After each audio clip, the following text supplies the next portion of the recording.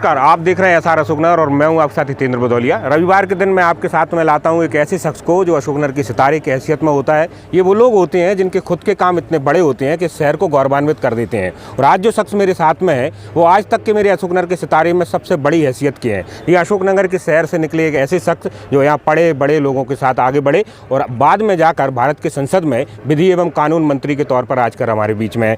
आदरणीय SP सिंह बघेल जी, आपका बहुत स्वागत। एक छोटे से प्लेटफॉर्म पर आपने समय दिया उसके लिए।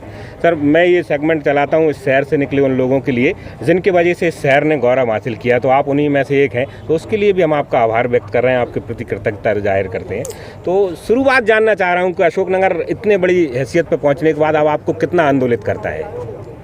दिल, दिमाग और जहन में हमेशा अशोकनगर रहता है जी, क्योंकि मेरे व्यक्तित्व का विकास करने में शहर का और उस शहर की कुछ संस्थाओं का एक बड़ा योगदान है। क्योंकि all the works and no play makes J K dull गाय। तो मैं एक कक्षा 9 में यहाँ पढ़ने आया था 13 साल की उम्र में। तो मैंने पहली बार क्रिकेट को खेलते हुए यहाँ देखा था। तो उसके बाद उसी कॉलेज के कैप्टन बनने का मौका मिला 11 स्टार क्लब में। तो मैंने क्रिकेट को पहली बार यहाँ देखा था, उसके बाद खेलना शुरू किया। तो ये शहर है, पता नहीं आज आपकी क्या स्थिति है कि कल्चरली, स्पोर्ट्स, लिटरेचर, रिलीजियस, आध्यात्मिक एक्टिविटीज़ में शहर बहुत अच्छा था।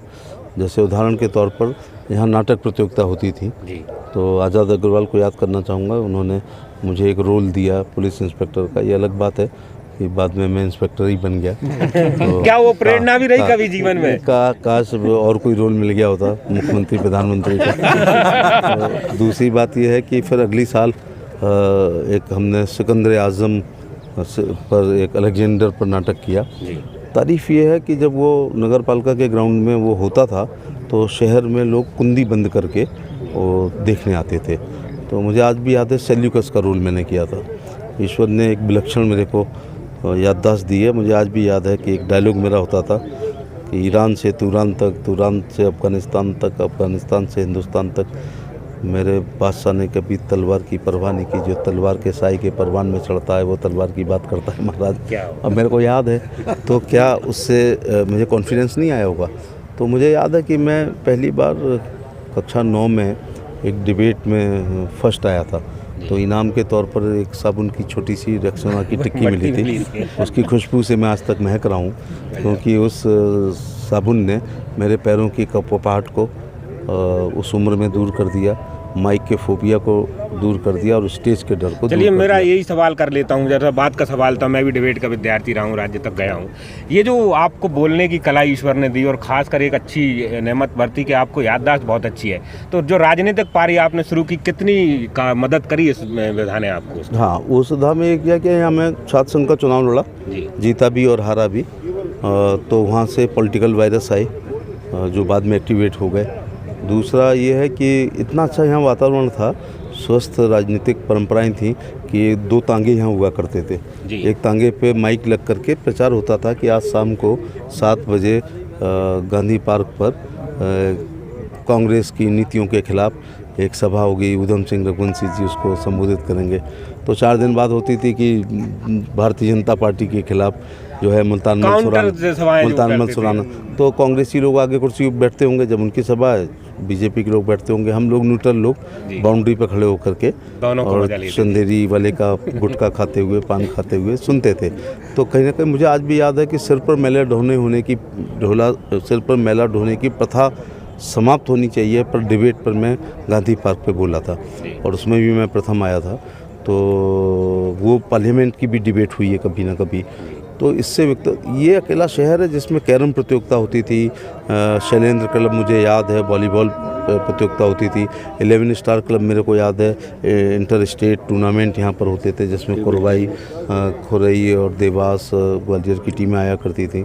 अगर गिरीश अग्रवाल को उनके ग्रैंडफादर ने केवल भेज दिया होता 16 साल की उम्र में, तो इंडिया की 11 में वो शामिल होते। मैं इस जिम्मेदारी के साथ इस बात को कह रहा हूँ, क्योंकि उनकी 120 की स्पीड की इन स्विंग और आउट स्विंग पर मैं कीपिंग किया करता था। फैक्ट में, और इसी बगिया में शायद इसी किसी जगह पे जब लोगों के पास लकड़ी के बैट नहीं होते थे, हम लोगों पे बैट हुआ करता था, लेदर की बॉल खेलते थे और मैट पर नेट के साथ प्रैक्टिस किया करते थे। यही शहर में स्लो साइकिल प्रतियोगिता होती थी, कैरम प्रतियोगिता होती है, चेस प्रतियोगिता होती थी। रामलीला में यहाँ प्रोफेशनल लोग काम नहीं करते थे। मुझे याद है कि उसमें आज़ाद अग्रवाल मंदोदरी का काम करते थे।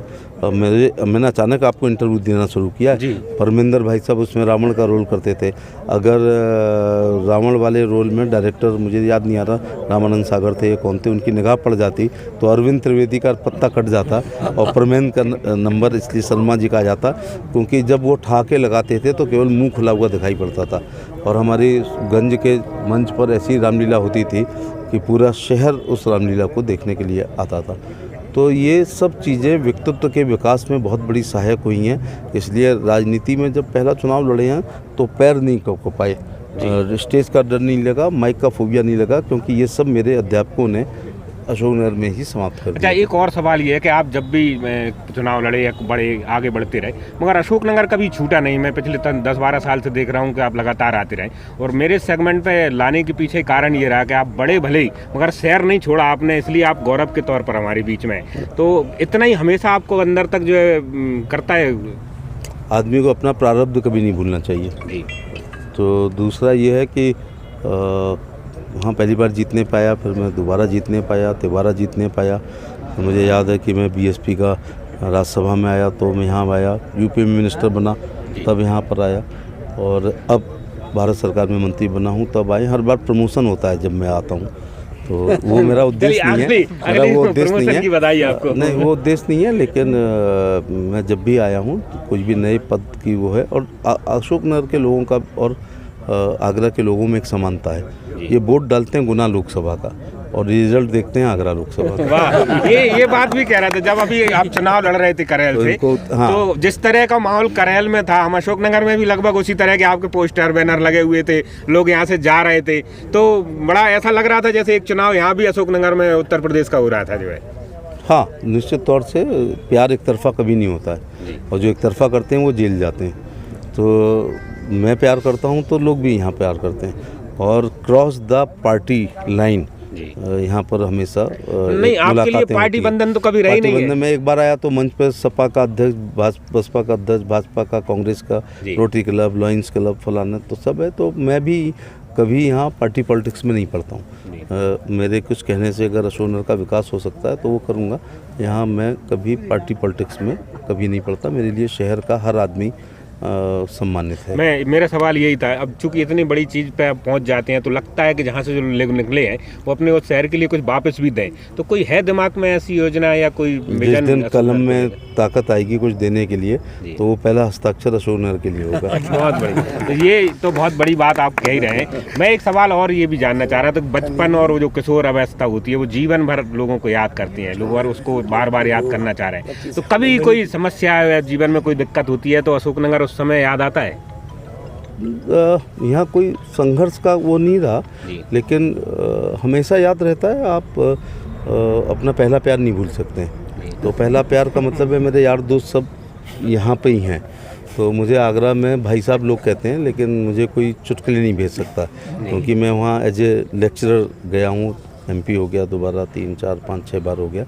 मित्र लोग यहाँ पर हैं जो मुझे SP सिंह बघेल नहीं कहते हैं, मेरे नाम से बुलाते हैं। आगरा में कोई मेरा नाम ही नहीं जानता कि मेरा असली नाम क्या है। तो वहाँ कोई मेरा नाम ले तो मैं मुड़ के नहीं देखता, क्योंकि नहीं, यहाँ पर मुझे मेरे नाम से बुलाया जाता है। दूसरी बात यह है कि मित्र लोग होते हैं, उनके बीच में कोई वो नहीं रहता है, हिडन एजेंडा नहीं होता है, ये एक अच्छी बात है। अच्छा, आप लोगों आपने एक बड़ी चीज़ ये बताई कि आप इंस्पेक्टर भी रहे, फिर लेक्चरर भी रहे और फिर राजनीति में तमाम सारी भूमिकाएं निभाई। तो कौन सी चीज़ जो सबसे ज़्यादा सुकून दे रही थी आप? नहीं, सुकून तो कभी होता ही नहीं है किसी को। सुकून मिल जाएगा तो परमहंस हो जाएगा ना। तो सुकून नहीं होता है, लेकिन जो भी भूमिका मिले उसको बहुत अच्छी तरह उसका निर्वहन करना चाहिए। अच्छा, जब भी आप नया चुनाव लड़ते हैं या कोई सा भी चुनाव लड़ते हैं तो अशोकनगर के लोगों की बड़ी भीड़ होती है वहाँ आसपास में, तो आप खुद बुलाते हैं, लोग जाते हैं, और किस तरह का उनका वहाँ भूमिका बुलाने होती की है? फुर्सत किसी को रहती तो है? वहाँ क्या भूमिका क्या होती है उनकी? मैं हमेशा तगड़ी कुश्ती बांधता हूँ उत्तर प्रदेश में नंबर 1 वाली। मैं अखिलेश से लड़ा, फिर उसकी वाइफ डिम्पल से लड़ा, फिर उसके भाई अक्षय से लड़ा, फिर अखिलेश से दोबारा लड़ा हूँ। ये सेकंड इनिंग है। नहीं, वो मुलायम तो परिवार के परंपरागत प्रतिद्वंदी हो हाँ, गए अब प्रतिद्वंदी नहीं, मुझे मेरी पार्टी इस काबिल समझती है कि जब वो अपने नंबर 1 पट्टे को लड़ाते हैं तो इस पार्टी में हमको समझा जाता होगा, लेकिन मित्र लोग वहाँ आते हैं। और जहाँ तक सुकून की बात है, मैं तो 2 शेर आपको सुनाता हूँ कि जब से मैं चला हूँ मेरी मंजिल पर निगाह है, इन आँखों ने कभी मील का पत्थर नहीं देखा। और मेरी ज़िंदगी एक मुसलसल सफ़र है, मंजिल पे पहुँचा तो मंजिल बढ़ा दी। चलिए, बहुत बढ़िया। एक सवाल मैं आपसे ये कर रहा हूँ, वो बिल्कुल आपकी जो व्यक्तित्व का है। दरअसल जितने लोग इस समय संसद में हैं, बोलने को लेकर एक बहुत बड़ी बात होती है कि जो जितना अच्छा ऑडिटर है उसको चीज़ें कन्वे करने में ज़्यादा आसानी होती है, और ख़ासकर लोगों तक पहुँचने में भी, चुनाव में ही वो मदद करती हैं। तो आपको लगता है कि ये ईश्वर की जो देन है आप पे, वो कुछ ज़्यादा आप पर जो है प्रभावी रहती है, इससे असर होता है? पुलिस और पॉलिटिक्स में एक समानता है कि पुलिस में जो इंडोर जिसका अच्छा है, जैसे वो केस डायरी बहुत अच्छी लिखता है, ऐसे लोग दबिश नहीं देते हैं, ऐसे लोग इनकाउंटर नहीं कर पाते हैं, ऐसे लोग दीवार नहीं फांद पाते हैं, ऐसे लोग क्राइम को नहीं, वो लिखिया मुंशी होते हैं। और जो बहुत अच्छी दबिश देता है, बहुत अच्छा लॉ एंड ऑर्डर रखता है, वो लिखने में बहुत कमज़ोर होता है। इसी प्रकार से पॉलिटिक्स में जो ऑरेटर बहुत अच्छे हैं वो फील्ड वर्कर नहीं होते हैं, और जो फील्ड वर्कर होते हैं वो ऑरेटर नहीं होते हैं। ये भगवान कम लोगों को ये गुण देता है कि मैं चाहता हूँ हृदय से, पहली बार बोल रहा हूँ, कि लोग मेरे बनने के बाद मुझे फील्ड वर्कर के रूप में जाना है। जबकि कहा जा रहा है कि मैं 10 अच्छे ऑरेटर में से एक हूँ, तो मैं तो भैया कोई शादी ब्याह, 13वीं भागवत कथा, रसिया दंगल, कव्वाली, कुआ पूजन, एकादशी के व्रत का द्वापन नहीं छोड़ता। आई एम तो फील्ड भैंस के मरने पे जाता हूँ। ये अलग बात है कि सरस्वती जी की मेरे पे कृपा है। तो ऐसे ही मैं पुलिस में था तो जितना अच्छा मैं दबिश देता था उससे अच्छी केस डायरी काटता था, और यहाँ पे भी भाषण देता हूँ, लेकिन मुख्य रूप से मैं एक फील्ड वर्कर हूँ, क्योंकि कोई दिन ऐसा नहीं है जिस दिन मैं अपनी कॉन्स्टिट्यूंसी में ना जाता हूँ। अच्छा, एक बड़ा सवाल ये है कि आपने जो दौर जिया वो आपके मित्र हैं, मगर अभी जो अशोकनगर है बिल्कुल नई पीढ़ी, अगले 20 साल के बाद हम पीढ़ी के तौर बदल रहे हैं। मैंने भी आपको काम करते नहीं देखा, तो अब चूंकि आते रहते हैं, तो कितना बदलाव आपको अशोकनगर में समझ में आ रहा है? भौतिक बदलाव बहुत है जी। शहर का एक्सपेंशन हो रहा है, कुछ सुविधाएं मिल रही हैं, और ट्रेन डबल लाइन हो गई है, ओवर ब्रिजेस बन गए हैं, गंज नहीं रहा है, अब वो काफ़ी बढ़ गया है। और दूसरा, बच्चे बाहर पढ़ने जा रहे हैं, इंटरकास्ट मैरिजेज शुरू हो गई हैं। ये सब हमारे ज़माने में नहीं होता था।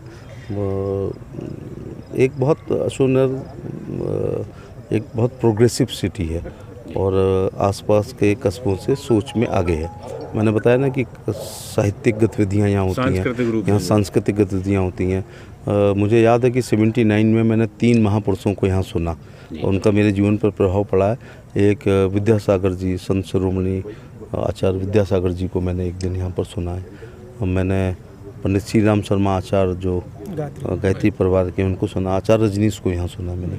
तो मुझे नहीं पता था कि पंडित श्री राम शर्मा आचार्य जी का जो जन्मभूमि अमलखेड़ा है, वहाँ से मैं 4 बार सांसद खुद बनूंगा, और संयोग है कि कल मैं वहाँ उन्हीं के गांव में था। मुझे उस समय पढ़ते हुए जो दूसरे ग्रह के लोग लगते थे, क्योंकि हम लोग छोटे थे, तो दुर्लभ लगते थी जो चीज़ें। जैसे राजमाता सिंधिया को देखा, माधवराव सिंधिया को देखते हुए बड़े हुए हैं, तो एक चांस की बात है कि मैं राजमाता सिंधिया जी के साथ 12वीं लोकसभा में एमपी रहा। मैं 13वीं लोकसभा में और 12वीं में माधवराव जी सिंधिया के साथ रहा। फिर उनके बेटे ज्योतिराज सिंधिया जी के साथ एमपी रहा। फिर वसुंधरा सिंधिया के साथ रहा। फिर यशोधरा जी के साथ रहा, और दुष्यंत जी के साथ रहा। तो 6 सिंधियाओं के साथ मुझे, जैसे अमीर खुसरो साहब 6 बादशाहों के साथ रहे थे, तो मुझे इनके साथ, ये मेरे लिए गौरव की बात है, क्योंकि वो राजा हुआ करते थे, हम लोग रैयत हुआ करते थे। तो डेमोक्रेसी में रैयत को भी वहाँ तक पहुँचने का मौका मिला। ये बड़ा सवाल है, ये बड़ी खूबसूरती है गुना का या ग्वालियर डेमोक्रेसी की। और एक और समानता है अशोकनगर में मेरी लोकसभा में, कि राजमाता सिंधिया जी मेरी लोकसभा के गांगनी गांव में स्वयं पैदा हुई हैं। ये आपके लिए एकदम नई बात होगी। हाँ, हम उन्हें सागर के ही मानते रहे। नहीं, उनके पिताजी, मैं नाम इसलिए नहीं ले पाऊंगा क्योंकि गलत हो गया, संभवतः रणधीर सिंह या रणवीर सिंह जी, वो मध्य प्रदेश की नौकरी में थे, तो सागर की में पोस्टिंग रही, तो राजमाता वहाँ पढ़ी लिखी हैं। लेकिन स्वयं राजमाता जी और उनके एक सगे भाई जिनको चंद्रपाल सिंह कहते थे, वो हमारे गांगनी गांव में पैदा हुए, जहाँ से मैं 4 बार MP और 1 बार मिनिस्टर रहा हूँ। तो ये भी एक रिश्ता है, तो एक संबंध तो है ही प्रत्यक्ष और अप्रत्यक्ष रूप से। तो जिन सिंधिया फैमिली जो एक इस इलाके में एक आइकॉन होते हैं, रोल मॉडल होते हैं, बड़े लोग हैं, उन 3 पीढ़ी के साथ मुझे MP रहने का मौका मिला है, 3 पीढ़ी के साथ। नहीं, आप सही कह रहे हैं, हम भी आज उसी स्थिति ये में भारत की डेमोक्रेसी की खूबसूरती है। अच्छा, एक इलाके के एक बड़ी बात हो गई कि आप जिस इलाके में रहे पड़े भले, और उनको जब देखते थे कि वो राजे रजवाड़े नहीं, देखते नहीं थे, ऑटोग्राफ लेने के लिए पीछे भागते थे। आज आपके साथ में वो है। अब संवाद किस तरह नहर के में तो ये प्रभाव था कि अगर कोई माधवराव सिंधिया जी के से हाथ मिलाते देता था तो कई दिन तक तो होता नहीं था कि महाराज से हाथ मिलाए। नहीं, अब तो आपके साथ में जो तरह से सिंधिया बैठते हैं, आपके मंत्रिपरिषद के सदस्य हैं, तो अब क्या दोस्ताना संबंध है कि अभी भी आप उसी तरह का जो निभा रहे हैं? राजनीति में शिष्टाचार जरूर रहना चाहिए जी। देश आज़ाद हुआ है, और देश आज़ाद ना होता, संविधान ना होता, मत का अधिकार नहीं होता, तो यही राजा होते, हम लोग रैयत होते। तो ये डेमोक्रेसी में ये अवसर मिला है, लेकिन हमेशा शिष्टाचार का पालन हमेशा रहना चाहिए। अच्छा, एक चीज़ और, आपके कॉलेज के बड़े चर्चे हैं। आप कॉलेज में जब रहे तो उस समय को लेकर बहुत सारे लोग बातचीत करते हैं। तो कॉलेज में शायद आप चुनाव के विषय में भी रहे कुछ समय, तो कॉलेज का जो समय रहा था वो कितना महत्वपूर्ण रहा आपके लिए? जो है आप भूल पाए अपने कॉलेज के टाइम को? मैं इसीलिए आपसे जानना चाह रहा हूँ, क्योंकि आपका कॉलेज मुझे लग रहा है ज़्यादा अच्छा रहा होगा। हाँ, मेरे कॉलेज के समय पर्दा प्रथा भी थी, और बहुत ज़्यादा, माने एक बात कहूँ, नई पीढ़ी मानेगी तो कहूँ, हमने 3 साल BSc की है, कोएड कॉलेज था। इस 3 साल में एक भी लड़की से ये भी नहीं पूछते थे उस ज़माने में कि तुम्हारी पढ़ाई कैसी चल रही है। सोचिए ये शहर कैसा था।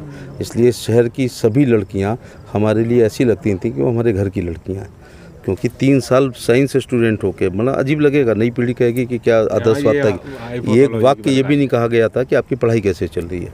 तो सोचिएगा कि इस शहर में कितना पारिवारिक माहौल हुआ करता था।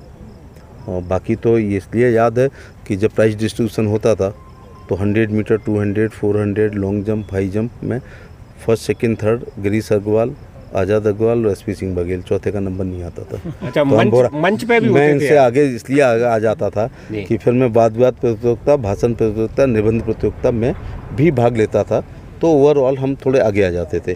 फिर नाटक में, रामलीला में तो मैंने कभी नहीं काम किया, लेकिन नाटक प्रतियोगिता में भाग लिया, फिर स्लो साइकिलिंग में, फिर इस प्रतियोगिता में। तो मेरी मेमोरी ठीक है। शैलेंद्र क्लब में कभी नहीं भूल पाता हूँ।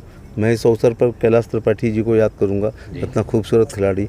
मेरे को एक बैडमिंटन का मैच याद आ रहा है जो बिजली घर के प्रांगण में हुआ था, जिसमें पिक्की भाई साहब और कैलाश त्रिपाठी में फाइनल हो गया था, और हुटिंग करके इनको हरा दिया गया था। तो कैलाश जी की फॉलोइंग ज़्यादा थी। मुझे वॉलीबॉल में कैलाश त्रिपाठी की बॉली और हरी सिंह भाई साहब के याद आ रहा है। मुझे मेरे को स्लो साइकिल में स्वर्गीय किशोर तनेजा जीता करते थे। कैरम प्रतियोगिता में मुन्ना खां एक बार स्ट्राइकर लगाया। अच्छा, तो ये जो नाम ले रहे हैं आप, कितने साल पुराने होंगे ये नाम?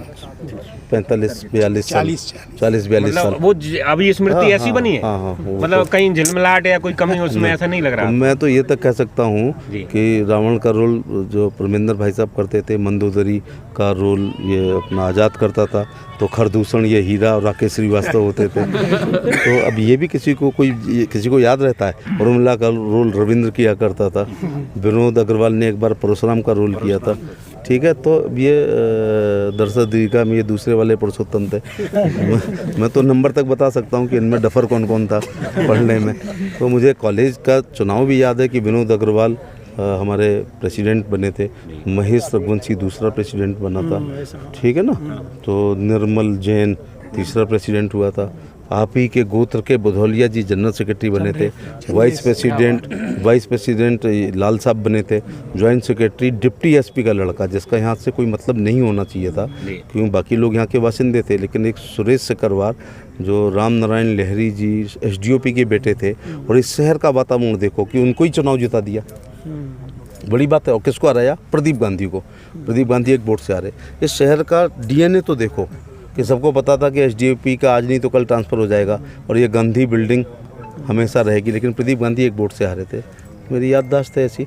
तो मैंने एक बड़े अफसर के लड़के को हराया था, संजय गुप्ता होते थे, डीएफओ का लड़का था, और मैं तो एक साधारण था।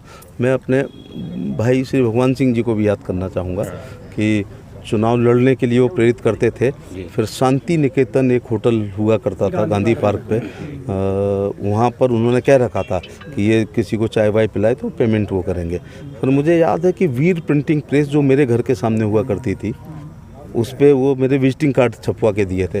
फिर विजिटिंग कार्ड आदमी रखे तो उस पर खस लगा के वो देते थे, इत्र लगा के। तो याद अच्छी है, याददाश्त अच्छी है, वो एक अलग बात है, अलग बात है, एकदम अलग बात है।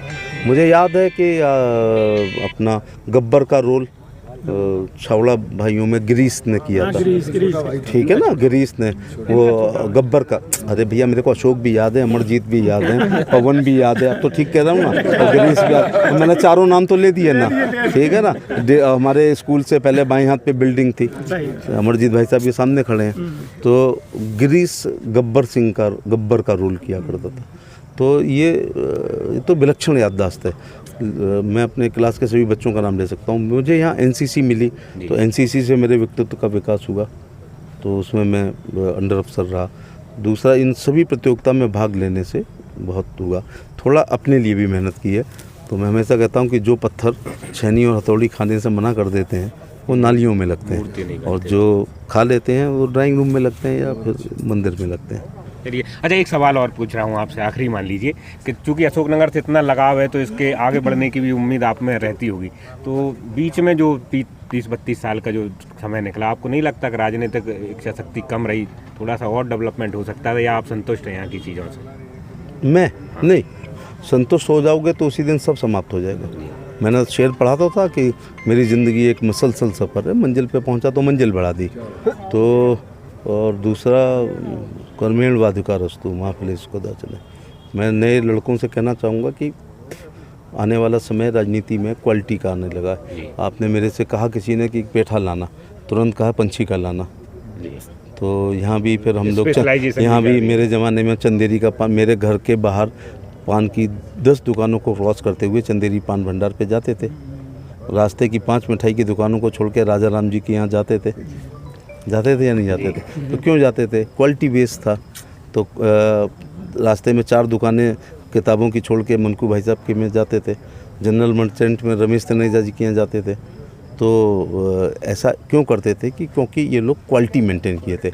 आने वाली राजनीति में साख पे राजनीति होगी, और एक नई पीढ़ी पैदा हो रही है जो आपसे आपका मैनिफेस्टो पूछेगी और आपसे बहस करेगी।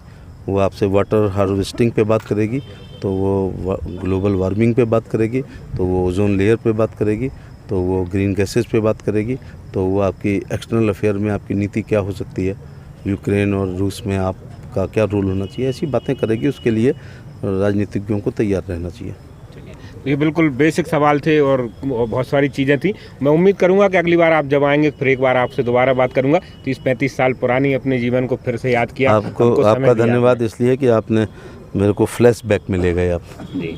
तो मैं आज 600 किलोमीटर चला हूँ, लेकिन धन्यवाद देना चाहूँगा कि थोड़ी जवानी के दिन लौटें, बचपन के दिन लौटे। मेरे छोटे से चैनल और प्लेटफॉर्म के लिए बहुत बड़ा विषय है। शायद किसी ने लिखा होगा ना, ये दौलत भी ले लो, ये शोहरत भी ले लो, भले छीन लो मुझसे मेरी जवानी, मगर मुझको लौटा दो बचपन का सावन, वो कागज़ की कश्ती, वो बारिश का पानी।